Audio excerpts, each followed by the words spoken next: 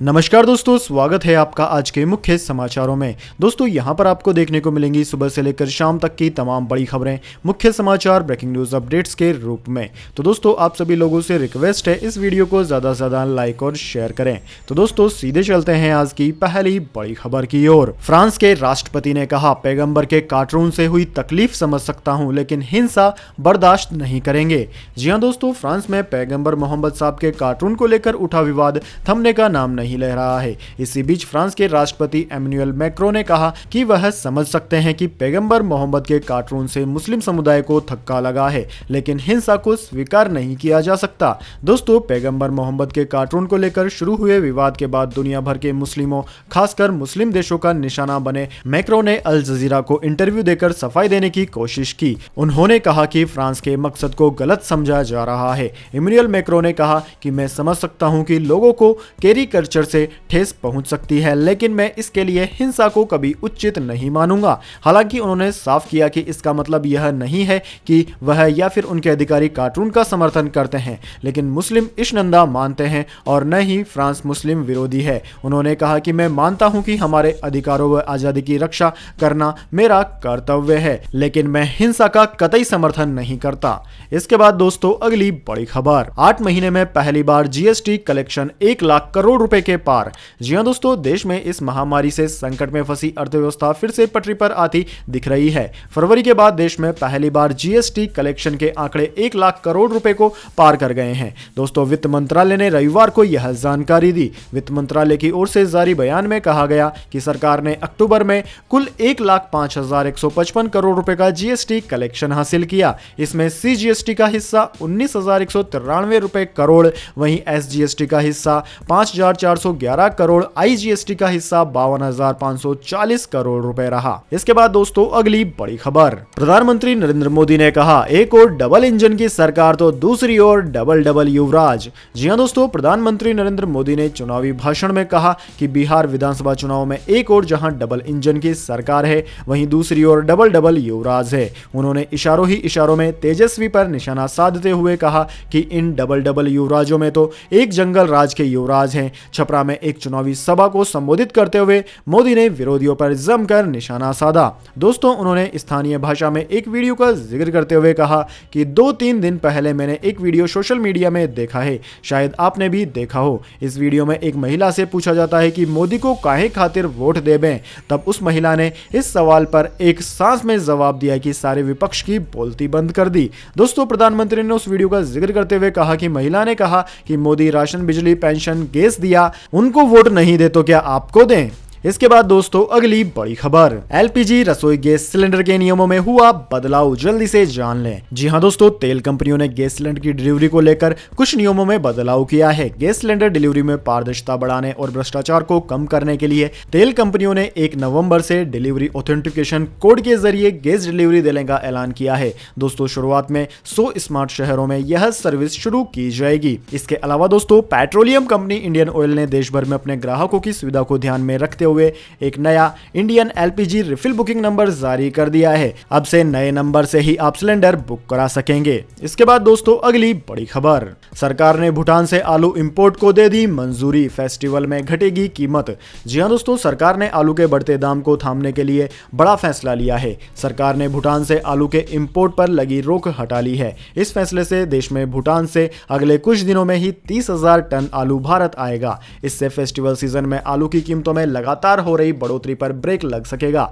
दोस्तों सरकार ने इंपोर्ट की यह मंजूरी 31 जनवरी 2021 तक के लिए दी है। दोस्तों आपकी जानकारी के लिए बता दें, उपभोक्ता मंत्रालय के मंत्री पीयूष गोयल ने आज कहा कि आलू के खुदरा मूल्य पर लगाम लगाने के लिए 10 लाख टन इस सब्जी का आयात किया जा रहा है। इसके बाद दोस्तों अगली बड़ी खबर, बिहार में बोले प्रधानमंत्री मोदी, सीएए पर झूठ फैलाया, 1 साल हो गए, किसी भारतीय की नागरिकता अब तक नहीं गई।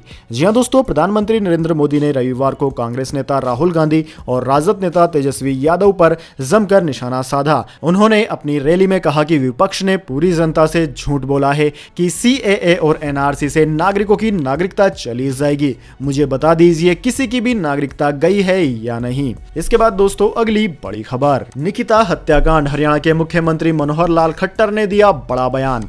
जी हां दोस्तों, वल्लभगढ़ लव जिहाद मामले में हुए निकिता तोमर हत्याकांड के बाद हरियाणा सरकार हरकत में आ गई है। हरियाणा के मुख्यमंत्री मनोहर लाल खट्टर ने बड़ा बयान दिया है। दोस्तों, लव जिहाद के खिलाफ कानून के विचार पर बोलते हुए खट्टर ने कहा कि हम इस मामले को बेहद गंभीरता से ले रहे हैं। केंद्र और राज्य स्तर पर विचार किया जा रहा है। दोस्तों, खट्टर ने कहा कि वल्लभगढ़ में हुए छात्रा निकिता तोमर हत्याकांड की जितनी निंदा की जाए उतनी कम है। यह विषय लव जिहाद के साथ जोड़कर देखा जा रहा है। सरकार की कोशिश रहेगी कि इस प्रकार की घटनाएं दोबारा न हो। खट्टर ने कहा कि निर्दोष को कोई परेशान न करे और दोषी बच न सके, कानून में ऐसा प्रावधान होगा। इससे पहले राज्य के गृह मंत्री अनिल विज लव जिहाद के खिलाफ कानून लाने पर विचार की बात कह चुके हैं। इसके बाद दोस्तों अगली बड़ी खबर, नसरुद्दीन शाह, जावेद अख्तर समेत 130 बुद्धिजीवियों ने की फ्रांस हमलों की निंदा। जी हां दोस्तों, फ्रांस में इस्लाम के नाम पर लोगों की हो रही हत्याओं पर बुद्धिजीवियों ने आलोचना की है। करीब 100 से ज्यादा बुद्धिजीवियों ने पत्र जारी कर फ्रांस में हो रही हत्याओं पर दुख जताया। दोस्तों, बुद्धिजीवियों ने कहा कि बिना किसी शर्त और भेदभाव के फ्रांस में हो रहे हमलों की कड़ी निंदा करते हैं। दोस्तों, बुद्धिजीवियों ने कहा कि हम कुछ स्वघोषित मुस्लिम नेताओं के बयानों से डिस्टर्ब हैं। मुस्लिम नेताओं ने कट्टरपंथी बयान जारी करते हुए लोगों के मर्डर की वकालत की और कई विदेशी नेताओं के कट्टर विचारों का समर्थन किया। दोस्तों, अपने बयान में बुद्धिजीवियों ने कहा कि हम दूसरे अपराध को सही ठहराने के लिए दूसरे के अपराध को कारण बताने के तर्क को स्वीकार नहीं करते। दो गलत कार्य मिलकर कहीं सही नहीं हो सकते। हम मजहब के नाम पर किसी भी हिंसा की आलोचना करते हैं। कोई भी मजहब, संत, पैगंबर या फिर देवी देवता हिंसा की वकालत नहीं करते थे। इसके बाद दोस्तों अगली बड़ी खबर, महामारी की दूसरी लहर ने बढ़ाई चिंता, ब्रिटेन में लॉकडाउन 2 का ऐलान।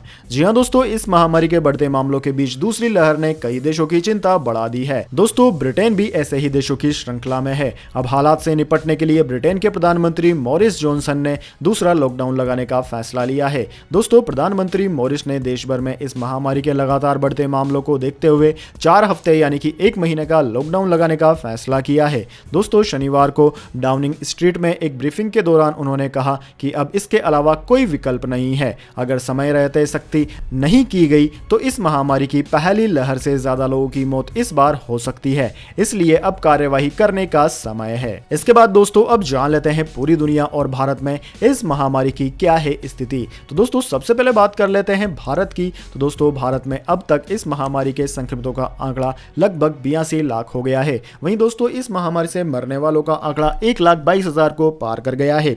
दोस्तों भारत में पहली बार एक्टिव केसों की संख्या घटकर 5,71,000 पर आ गई है। भारत में सबसे ज्यादा प्रभावित राज्य महाराष्ट्र है, जहां पर 16,78,000 से ज्यादा संक्रमित अब तक सामने आ चुके हैं। वहीं दोस्तों इसके बाद में कर्नाटक, आंध्र प्रदेश, तमिलनाडु, उत्तर प्रदेश, केरला, दिल्ली, वेस्ट बंगाल, ओडिशा, तेलंगाना, बिहार, असम, राजस्थान, छत्तीसगढ़, गुजरात आदि राज्यों का नाम आता है। इसके बाद दोस्तों अब जान लेते हैं क्या है पूरी दुनिया की स्थिति। लेकिन उससे पहले मेरी आपसे एक छोटी सी रिक्वेस्ट है, अगर दोस्तों आपको अभी तक हमारी न्यूज़ पसंद आई है तो इसे छोटा सा लाइक जरूर दे दें, और अगर आपको पसंद नहीं आई है तो बेशक आप डिसलाइक भी कर सकते हैं। लेकिन दोस्तों लाइक और डिसलाइक जरूर कीजिए, क्योंकि दोस्तों यही हमारी मेहनत का फल होता है और इसी से पता चलता है कि आपको हमारी वीडियो पसंद आई है या नहीं।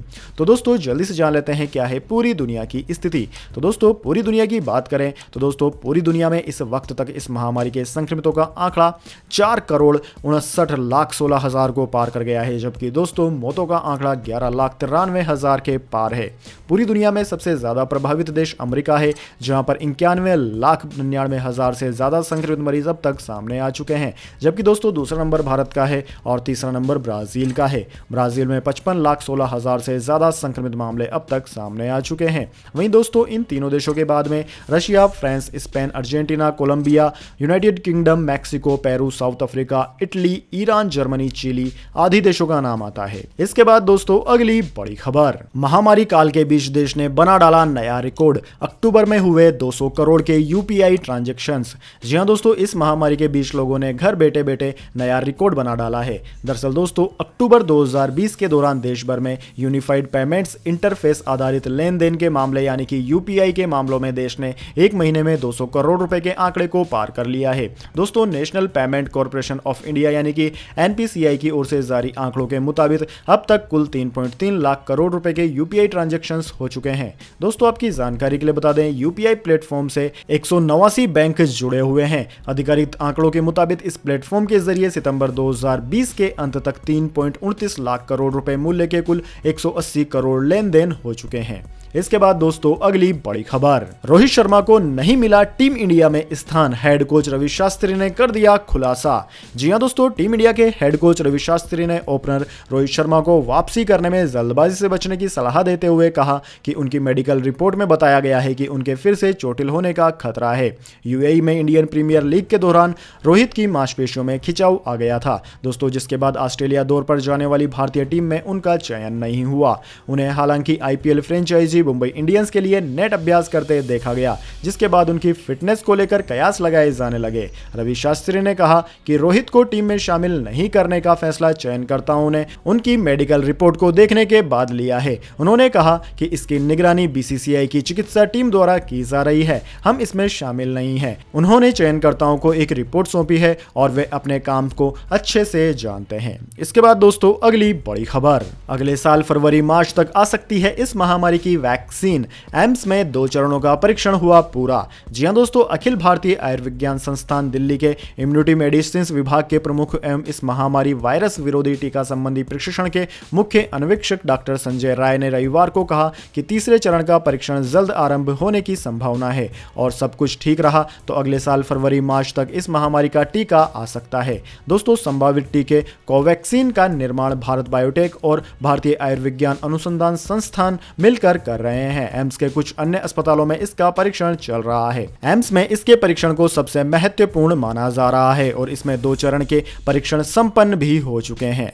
इसके बाद दोस्तों, अगली बड़ी खबर, मौसम समाचार, जानिए अगले 24 घंटे और पिछले 24 घंटे के मौसम पूर्वानुमान। जी हां दोस्तों, सबसे पहले बात कर लेते हैं बीते 24 घंटों की। तो दोस्तों, बीते 24 घंटों के दौरान मणिपुर, मिजोरम और त्रिपुरा में कई जगहों पर हल्की से मध्यम बारिश हुई है। तटीय कर्नाटक, शेष पूर्वोत्तर भारत और जम्मू कश्मीर के कुछ हिस्सों में हल्की बारिश हुई है। इसके अलावा दक्षिणी आंतरिक कर्नाटक और लक्षद्वीप में 1-2 स्थानों पर बहुत हल्की बारिश देखने को मिली है। देश के बाकी हिस्सों में मौसम मुख्यतः शुष्क रहा। वहीं दोस्तों, दिल्ली प्रदूषण कई स्थानों पर बेहद खराब श्रेणी में रहा है।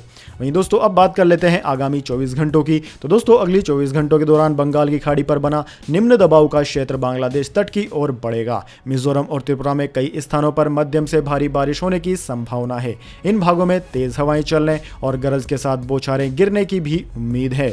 वहीं दोस्तों, दूसरी ओर उत्तर पश्चिम भारत के अधिकांश भागों में दिन और रात का तापमान सामान्य से नीचे रहने का अनुमान है। दिल्ली प्रदूषण में कुछ सुधार होगा, लेकिन यह सेहत के लिए अभी भी चुनौतीपूर्ण बना रहेगा।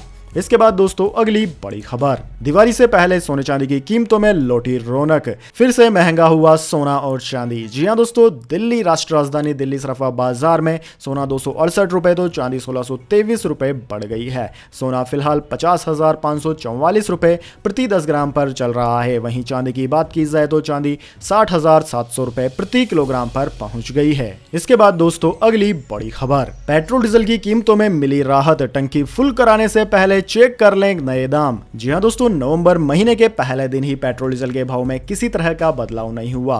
दोस्तों, देश की राजधानी समेत सभी महानगरों में कीमतें स्थिर रही है। दोस्तों, दिल्ली की बात की जाए तो दिल्ली में 1 लीटर पेट्रोल की कीमत 81 रुपए 6 पैसे प्रति लीटर रही, जबकि डीजल की कीमत 70 रुपए 46 पैसे प्रति लीटर रही है। दोस्तों, बाकी के भी सभी शहरों में कीमतों में कोई इजाफा या फिर घटोतरी नहीं की गई है। इसके बाद दोस्तों, अगली बड़ी खबर, फास्ट एंड फ्यूरियस फैंस के लिए बुरी खबर, फ्रेंचाइजीज को बंद करने की तैयारी में है मेकर्स। जी हां दोस्तों, स्पीड और टशन के लिए मशहूर फास्ट एंड फ्यूरियस फ्रेंचाइजी के दीवानों के लिए एक बुरी खबर सामने आ रही है। दोस्तों, इस जानकारी के अनुसार फ्रेंचाइजी को बंद करने की तैयारी की जा रही है। फ्रेंचाइजी की आगामी 10वीं और 11वीं फिल्मों का बेसब्री से इंतजार करने वालों को यह खबर सुनकर झटका लग सकता है। दोस्तों, इन दोनों फिल्मों के बाद इस मशहूर हॉलीवुड सीरीज का अंत हो जाएगा। दोस्तों, एक रिपोर्ट के अनुसार जस्टिन लिन ने श्रृंखला की तीसरी, चौथी, पांचवी, छठी और नौवीं किश्तों का निर्देशन किया है। अब वही अंतिम 2 फिल्मों के साथ वापसी करेंगे। दोस्तों 2021 में ये दोनों फिल्में सिनेमाघरों में धूम मचाने के लिए तैयार हैं। इससे पहले मई 2020 की रिलीज के लिए सेलेक्ट किया गया था, लेकिन इस महामारी के कारण इसे स्थगित करना पड़ा। इसके बाद दोस्तों अगली बड़ी खबर, कांग्रेस नेता शशि थरूर ने हिंदुत्व को बताया संकुचित विचार, सरकार पर लगाया आरोप। जी हां दोस्तों, कांग्रेस नेता शशि थरूर एक बार फिर से चर्चा में है। उन्होंने देश में धर्मनिरपेक्षता पर खतरा बताया है। दोस्तों शशि थरूर ने कहा कि सत्तारूढ़ दल संविधान से धर्मनिरपेक्षता शब्द को हटाने की कोशिश कर सकता है। हालांकि उन्होंने यह भी कहा कि नफरत की ताकतें देश के धर्मनिरपेक्ष चरित्र को बदल नहीं सकती। शशि थरूर ने कहा कि धर्मनिरपेक्षता शब्द हटाने पर भी संविधान धर्मनिरपेक्ष ही रहेगा। थरूर ने ये बातें अपनी नई पुस्तक द बैटल ऑफ बैलकिंग के बारे में बात करते वक्त समाचार एजेंसी पीटीआई को दिए साक्षात्कार में कही। इसके बाद दोस्तों अगली बड़ी खबर, चेन्नई सुपर किंग्स ने जीत के साथ टूर्नामेंट से ली विदाई, किंग्स 11 पंजाब को दी करारी शिकस्त। जी हां दोस्तों, चेन्नई सुपर किंग्स ने रविवार को किंग्स 11 पंजाब को 9 विकेट से करारी शिकस्त दी है। दोस्तों दोनों टीमों का यह अंतिम लीग मैच था और धोनी ब्रिगेड ने जीत के साथ टूर्नामेंट से विदाई ली। चेन्नई मौजूदा सीजन से बाहर होने वाली पहली टीम थी। वहीं पंजाब की प्ले ऑफ में पहुंचने की उम्मीदें अब पूरी तरह किस्मत के भरोसे है। दोस्तों अबू धाबी के शेख जायद क्रिकेट स्टेडियम में खेले गए मैच में पंजाब ने चेन्नई के सामने 154 रनों का लक्ष्य रखा था। जवाब में चेन्नई की टीम ने 18.4 ओवर में 1 विकेट गंवाकर आसानी से जीत हासिल कर ली। दोस्तों सीएसके के लिए ऋतुराज गायकवाड़ ने एक बार फिर से बेहतरीन बल्लेबाजी की। उनकी यह लगातार तीसरी अर्धशतकीय पारी है। पंजाब की तरफ से एकमात्र विकेट क्रिस जॉर्डन ने चटकाया। दोस्तों यह MS धोनी का आखिरी मैच था 2020 का। अब दोस्तों चर्चाओं का बाजार गर्म हो गया है कि महेंद्र सिंह धोनी 2021 का IPL खेलेंगे या फिर यही उनका आखिरी IPL मुकाबला था। तो दोस्तों यह थी आज की तमाम बड़ी खबरें। इसके बाद दोस्तों अब बारी आती है आज के माइंड क्विज क्वेश्चन की। जी हां दोस्तों, एक आसान से सवाल का जवाब देकर आप जीत सकते हैं एक अमेजिंग सरप्राइज गिफ्ट हमारे YouTube चैनल की ओर से।